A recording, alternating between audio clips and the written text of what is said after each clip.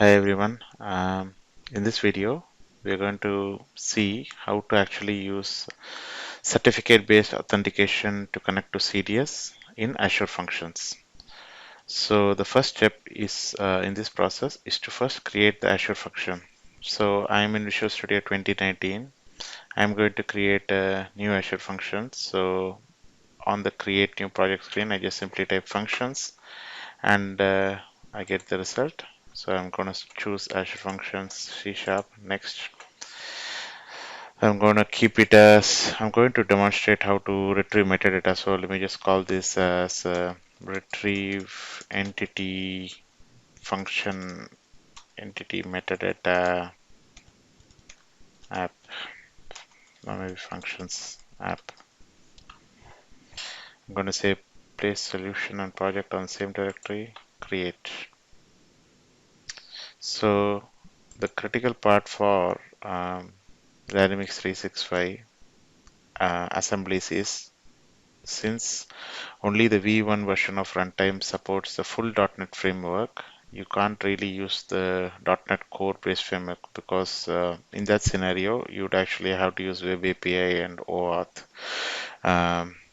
So it'll be a lot messier compared to just using the full framework. But just realize that V1 is actually not it's not a new runtime, so we already have V3 in preview. So just by choosing V1, we are actually choosing an older runtime for Azure Functions, which doesn't have some of the latest and greatest features.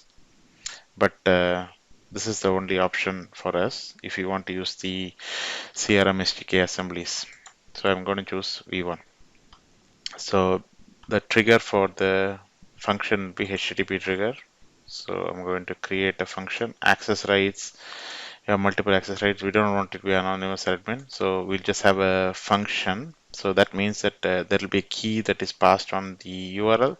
So this is the default. So we'll just keep it the default. So it's going to create the Azure function now. So the function has now created a vanilla function.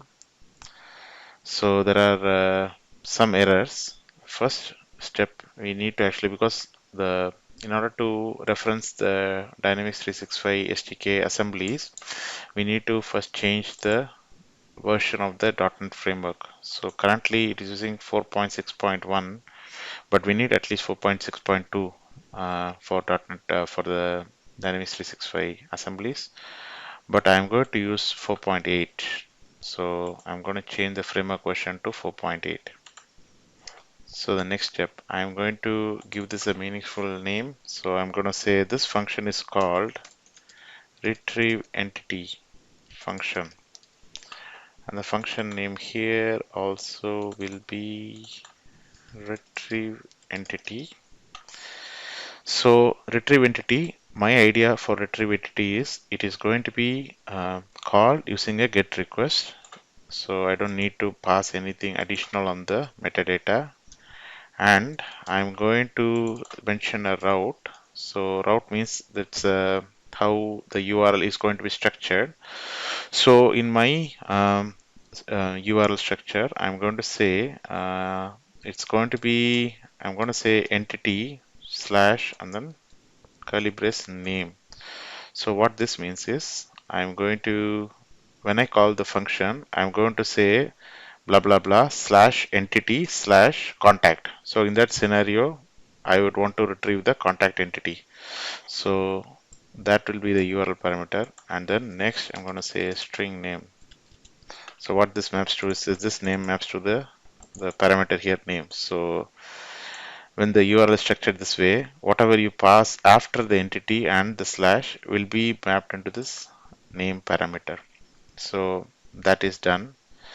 So let me just delete the vanilla ones here. So I'm going to say here entity to retrieve is say name. I'm going to use the interpolation operator. So that is a name. And let me just remove everything on this. I'm going to keep this um, as so. Let me just do one thing. I will actually copy paste the code that I have written here. So I have some code. It'll be a lot easier. So I'm going to copy paste this code rather than you see me typing. I just keep it like this. So it's still the same. So we have the retrieve entity. Its function name is called retrieve entity, and then we have the get, and then we have the name of the URL parameter, and then we are mapping it to name. It's all the same. And what I'd like to do also is just at this stage, I usually would like to put uh, as the HTTP. I'm going to say route prefix API. So what this means is it will be the functions base URL slash API slash entity slash the name of the entity. So could be the name of the entity could be anything. So I have done that. Now I can see there is a whole bunch of errors. So this is because we have not referenced the Dynamics 365 assemblies. So let me just download it from NuGet. So for doing this, I usually will go to other windows, and then there is a window for Package Manager console, but I already have opened it here. So let me just go into Package Manager console. I'm going to say install package Microsoft, let's see, rmstk.xrm tooling. So I'm going to install that. So it is giving me an error. Let me just see. So crmstk dot IntelliSense xrm tooling dot core assembly. All right. So xrm tooling dot core assembly. So it's installed. So now it's saying configuration manager is missing. I'm going to say control dot. Once I say, let me just do it again. When I say control dot, it's saying, it's giving me these suggestions using system.configuration from configuration. I'm going to just select that. So now the errors are all gone. So this function, let me also do one thing. In the meantime, I want to keep the name of the file same as the class name. So it's now suggesting rename to function1 because the name of the file is function1. I just rather rename it like this, retrieve entity. Yes. Okay. It doesn't. Okay, that's fine. Um, so now I'll just try to build the function.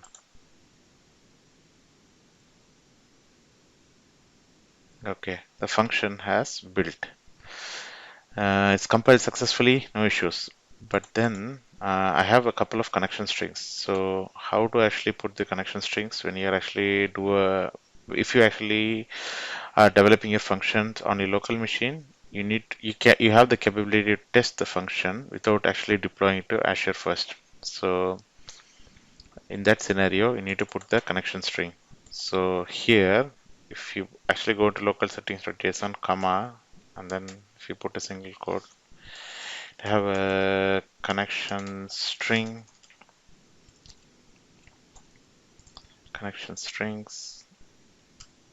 I'm gonna say, so that will be serious set. I'm going to not put anything on this connection strings at the moment. I will have to first create my application registration, Azure keyword certificates. I will actually create that first, and I'll come back here and I'll put the values for this particular property. Okay, now the steps are very similar to how we did the last time on my previous video. You have to go into Key Vault, and then you have to actually create a new certificate. So I have already created a certificate. So if you don't know how to do that, go and watch my previous video. So it's the same process. You create a new certificate by creating generate import. So I already generated it. So now I can just save the certificate by actually downloading, clicking on the certificate, and then we follow the exact same process like in the last video. Download the PFX certificate, download the CER certificate. So once you download it, then once again, it's a process of actually using that certificate in the Active Directory registration. So exact same process like the previous video, deja vu, I guess. So you have to go into app registration, create a new registration. Let me just do for metadata functions video. All right, I'm going to do the exact same process. You can possibly skip this part if you already know how to do this. And then I actually go into certificates, upload certificate, upload the um, PFM, sorry, PFX, need that PFX certificate, upload that. So now we have the certificate thumbprint. It's right here. You have the application ID right here. You have both of them, and with that you'll be able to build a connection string. So let me just copy that connection. Let me just copy the application ID first, and I'm going to create my connection string on the project here where it says local settings.json. I'm going to copy paste this. So I copied the client ID,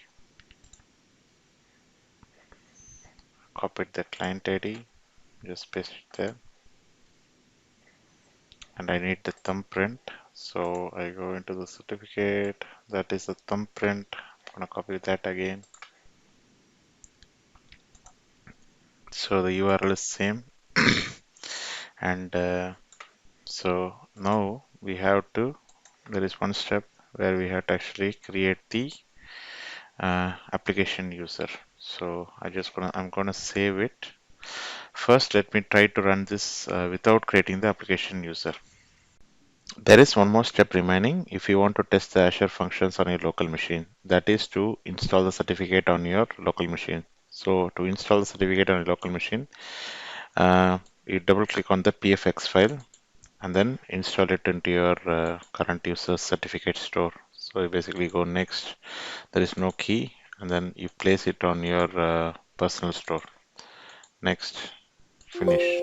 So once this is done, the certificate is ready to be used on the local function runtime. Okay, in the previous video, I didn't explain why we are actually creating the application user. So let us first find out why. If I run this functions locally by pressing F5. So when I press F5, it is going to run the Azure function locally. So now I am getting URL, that is a localhost URL. Let me just go into the localhost URL, paste it.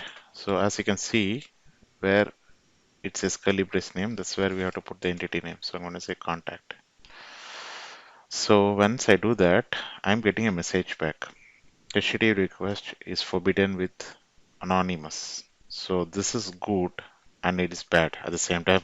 It's good that XRF tooling is able to, it's actually trying to make a connection to Dynamics, but Dynamics is not allowing the connection to happen because it doesn't know the user credentials and it doesn't know who the user is. So this means you are able to use a certificate. So that part is actually working. Now we have to create the application user. So if you actually if the certificate itself is failing, you will get a different error about the certificate thumbprint. The fact that you're actually getting this client authentication scheme anonymous means it's a good news for you in the sense that the certificate is it's being accepted, it's being located using the thumbprint. Now we have to fix up the issue with the user application user.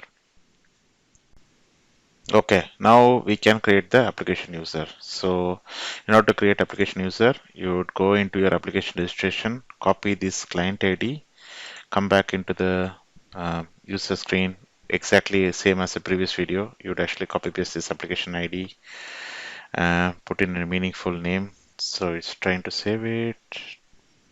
Saved. Now we are going to assign a role to the application user. Just like the previous video, I'm going to give it system customizer, but just give it a lesser privileged role. Just give it the permissions only it needs. So now I'm going to add the security role. Let us go back into this screen again and then paste it. See what happens now. Magic. So now we are able to retrieve the entity metadata locally. It's able to connect to CDS. It has retrieved the entity metadata for contacts. Okay, I'm going to change this to account. Okay, it's retrieving it for account. It's all working, but it's all working locally. So now we need to deploy the functions into Azure. Okay, now I need to deploy my functions app to Azure. In order to deploy the function app to Azure, simply right click on the project and say publish. So Azure consumption plan, I'm going to say create new, run from package file. I'm going to untick it. Why did I actually uncheck this? Is because I plan to demonstrate on my next video how to use this function from a custom connector. So for that purpose, I'm actually unchecking that. But if you're actually using functions, just for the sake of functions, I'm not going to use it in custom connector. Just you can actually leave this checked, run from package file. I'm going to create a profile by creating a new app service. So retrieve metadata function. So I'm going to keep it exactly the defaults. I'm going to keep the defaults. I'm going to simply change the location to Australia so that the function app is a bit faster. I don't have, yeah, I have Southeast. So storage, I'm going to keep it the same. So choose the appropriate values for this. So now I'm going to create the Azure function. Now it's going to start the deployment process. Okay, the deployment is now complete. So let's jump into Azure portal and check what has actually happened. So I go to home, I'm going to function app, and there it is, the newly created function. So there are some initial settings to do. First step, you need to go into platform features, function app setting. Runtime version should be actually 1. So change that to runtime version 1 because you can't use uh, runtime version 2 because of the requirement for .NET Core framework. So this first needs to be changed into 1. Okay, now the runtime version has changed to 1. So the next step is just to confirm whether the it's actually a 32-bit or whether it is a 64-bit. So you go into the application settings, go into general settings. So by default, you can see it's using the platform as 32-bit, needs to be changed to 64-bit. So save that. So it's saved, and now I go back into application settings, and now we can add the connection string. So let's say new connection string. Let's jump back into our code. So we said the connection string name is CDS set. I'm going to say same CDS set custom connection string. I'm going to copy paste my connection string and paste it in the portal. So let me just paste it in the portal. All right. So I pasted it to portal, and now we need to actually create because our uh, connection string uses certificates. We need to load the certificates on the functions app. So create this new application setting called website underscore load underscore certificates.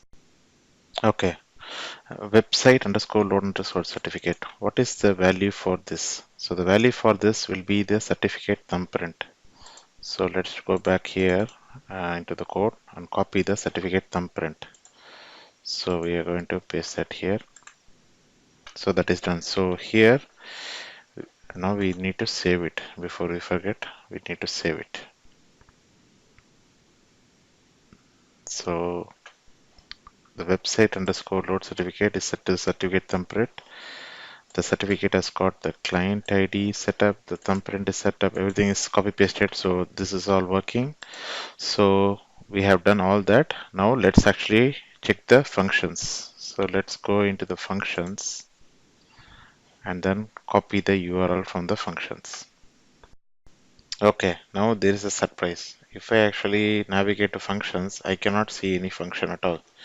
But I know that I deployed the function. So what I think has happened is when we change the runtime version to V1 and then the platform to 64-bit, something has actually happened to invalidate this. So let's now go into Visual Studio and deploy our function again. So I'm going to say, so we already have a profile, we simply have to publish it. So I'm going to publish it, wait for the publish to finish. Okay, now the deployment is complete.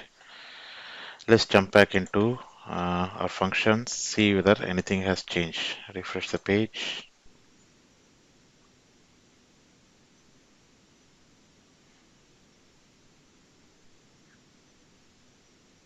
I go into functions. All right, success. This time I'm able to see the functions. So the deployment, you have to do when you change the runtime or when you change the platform version, just do another deployment from Visual Studio just to get the function deployed because maybe it has invalidated the function.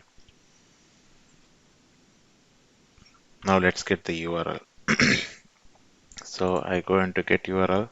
So I'm going to copy the function key, copy that. I'm going to paste it on this new window.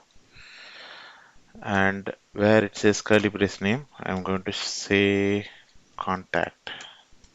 Now run it. Failed to find certificate with thumbprint. So that is error. So why is this error happening? Let's investigate that.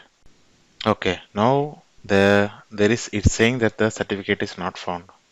But we know that the certificate is definitely there on the application registration because we were able to run the function locally.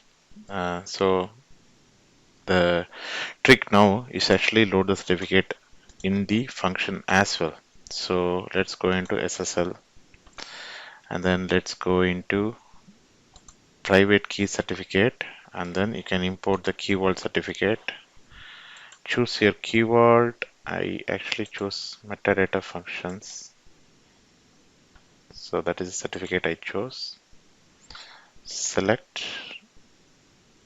Let me just confirm the thumbprint when it imports. So the thumbprint is 5B513. So let me just jump back here into my local settings. 5B513. Okay, it's the exact same certificate. Now let's see what happens when I refresh this page. So I go back to my page. Did I actually save it? There is no need to save it because it's imported. Okay, now I just actually press enter. Okay, even after I refreshed, I actually got the same error. So the certificate needs to be loaded when the function app starts. So in order for that to happen, let us restart the function app. So you go into your function and if you're on this level, the node, you go one level above. This is actually the function app node. So just click restart. Okay, now wait for the function app to restart. So the function app has restarted. Now let's copy the URL again from our retrieve entity and then try to run it and see what happens. Okay, let me just get my function URL, copy that. I'm going to paste it on a new window. I'm going to choose the entity name as contact. There will be a bit of delay initially after you start the function because just like IAS, the cold start. So the function has cold started. So that means it's going to take some time to initially establish a connection. But once the function has been executed at least once, the next subsequent request will be faster. Okay, so good news. So the function is running. It's able to retrieve the contact metadata. Let's try to retrieve account metadata, see whether something changes. A lot faster. retrieved way faster this time around. So account metadata is also loaded. So as you can see, the function is now able to use the certificate that was provided on the SSL uh, on this area, the SSL area, and then it was able to use the certificate to actually connect to Dynamics. So this is how you actually get um, this is how we actually use the certificate to connect to Dynamics CDS. And in the next video, I will actually use this function as a part of a custom connector and see whether we can actually leverage this metadata on a flow or on a Canvas app. So thank you for watching the video. Subscribe to my channel, and you can also follow me on Twitter or my blog. Thank you once again.